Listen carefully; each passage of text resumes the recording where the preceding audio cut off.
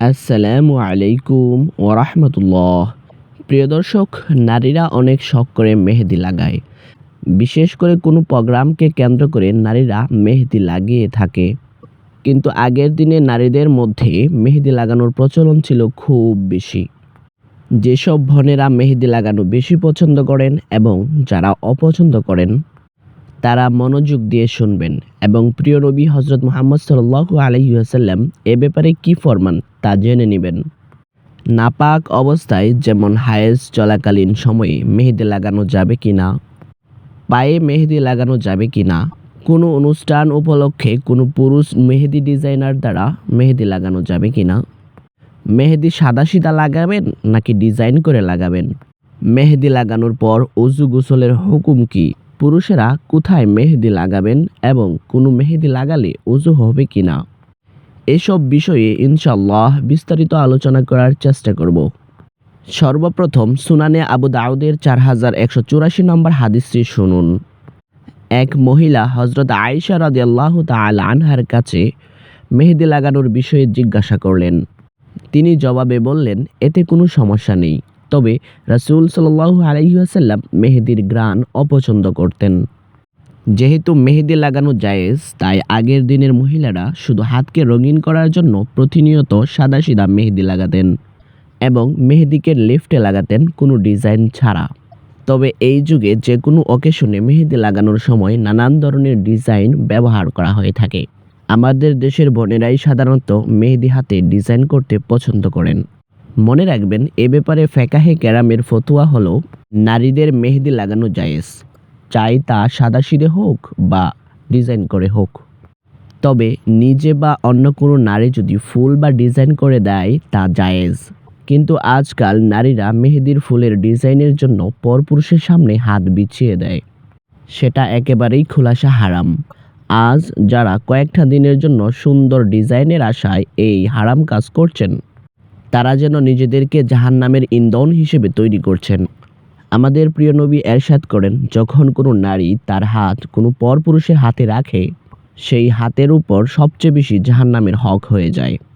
অতএব যেহেতু মেহেদি লাগানোর অনুমতি ইসলাম নারীদেরকে দিয়েছে, কিন্তু এমন কোনো পদ্ধতি অবলম্বন করা যাবে না যাতে তা আযাবের কারণ হয়ে দাঁড়ায়। একটি প্রশ্ন অনেকেই করে থাকেন, যখন নারীরা নাপাক থাকেন অর্থাৎ হায়েজ চলাকালীন সময়ে কিংবা সন্তান প্রসবের পর নেফাস চলাকালীন সময়ে মেহেদি লাগানো যাবে কিনা। এ ব্যাপারে ফতোয়ায়ে হিন্দিয়ার পঞ্চম খণ্ডে 359 পৃষ্ঠায় বলা হয়েছে, মেয়েদের জন্য হাতে পায়ে ও চুলে মেহেদি লাগানো জায়েজ, আর পুরুষের জন্য শুধু দাড়ি ও চুলে লাগানো জায়েজ। পুরুষের জন্য হাতে পায়ে মেহেদি লাগানো জায়েজ নেই। তেমনিভাবে নারীরা পাক অবস্থায়ও মেহেদি লাগাতে পারবে, আবার নাপাক অবস্থায়ও মেহেদি লাগাতে পারবে। এতে কোনো শরীয়তের পক্ষ থেকে বিশেষ বাধা বা নিষেধাজ্ঞা নেই। নাপাক অবস্থায় মেহেদি লাগালে যখন সে মেহেদি রাঙা হাতে গোসল করবে, সে গোসল হবে না এমন ভুল ধারণা অনেকেই করেন। মনে রাখবেন, এটা সম্পূর্ণ ভ্রান্ত একটি ধারণা, কারণ মেহেদি লাগালে অজু গোসলের কখনোই বাধা সৃষ্টি হয় না। শুধু তার রঙটা শরীরের নিচে একটি আস্তরণ তৈরি করে, যেটা নেইল পালিশের একেবারেই উল্টোটা। কিন্তু নেইল পালিশ লাগালে তার উপর এমন একটি পালিশ হয়ে যায় যে চামড়ার সাথে পানি লাগে না বলেই উজু হয় না। কিন্তু মেহেদির ক্ষেত্রে ব্যাপারটা তা নয়, সে রঙে কোনো আবরণ নাই। তাই মেহেদি রাঙা হাতে গোসল করলে, উজু করলে তাতে কোনো পার্থক্য আসে যায় না। আবার অনেকে মনে করেন যে এখন তো আমি নাপাক, আর মেহেদি হলো পাক জিনিস, এখন নাপাক অবস্থায় পাক জিনিস লাগানো বিয়াদবি হবে। তাদেরকে আমি একটি প্রশ্ন করলে তারা এই ভুল ধারণা থেকে বের হয়ে আসতে পারবে। যেমন, আপনি চিন্তা করেছেন আপনি নাপাক, তাই পাক মেহেদি লাগাতে পারবেন কিনা। তাহলে তো আপনি নাপাক অবস্থায় পাক খাবারও খেতে পারবেন না, পাক পানিও পান করতে পারবেন না। আপনার নাপাকি বাহ্যিক নয়, বরং এই নাপাকি হলো হুকুমগত নাপাকি। তাই হাদিস শরীফে দেখা যায়, হযরত আয়েশা সিদ্দিকা রাদিয়াল্লাহু তাআলা আনহা নাপাকি হালতে মহানবী সাল্লাল্লাহু আলাইহি ওয়াসাল্লামের কোলে মাথা রেখে শুয়ে থাকতেন। আর তখন প্রিয় নবী সাল্লাল্লাহু আলাইহি ওয়াসাল্লাম কোরআন তেলাওয়াত করতেন। তাছাড়া শরীয়তে এই ধরনের নাপাকি হালতে কালেমা পড়া, দুরূদ শরীফ পড়া ও জিকির করা জায়েজ রেখেছে।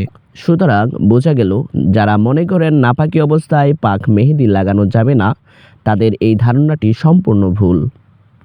এবার আসুন সবচেয়ে গুরুত্বপূর্ণ মাসালাটি জেনে নেই। তা হলো বর্তমান বাজারে যেই সব কোন মেহেদি, টিউব মেহেদি আছে তা লাগানোর পর 2-3 দিন পর হাতে একটি আবরণ পরিলক্ষিত হয়। সুতরাং কোন মেহেদি লাগালে চামড়ার উপর আবরণের সৃষ্টি হচ্ছে এবং সেই আবরণ ভেদ করে চামড়ায় পানি পৌঁছাচ্ছে না, তাই এই মেহেদি লাগানোর পর ওযু গোসল হবে কিনা? এই প্রশ্নের জবাবে ফেকাহে কেরামগণ কোন মেহেদি তৈরিকারী যারা ব্যবহার করেন এবং বিশেষজ্ঞদের সাথে পরামর্শ করে এই নাতিজা বের করেছেন যে কোনো মেহেদিতে আবরণ নেই, বরং কোনো মেহেদিতে এমন এক আবরণ আছে যা মূলত স্কিনকে জ্বালিয়ে দেয়। অতএব কোনো মেহেদি দ্বারা যেহেতু চামড়ার উপর কোনো আবরণ সৃষ্টি হয় না, তাই এর উপর ওযু গোসল করলে তা আদায় হবে। আশা করি আপনারা মেহেদি সংক্রান্ত সকল মাসালা বুঝেছেন।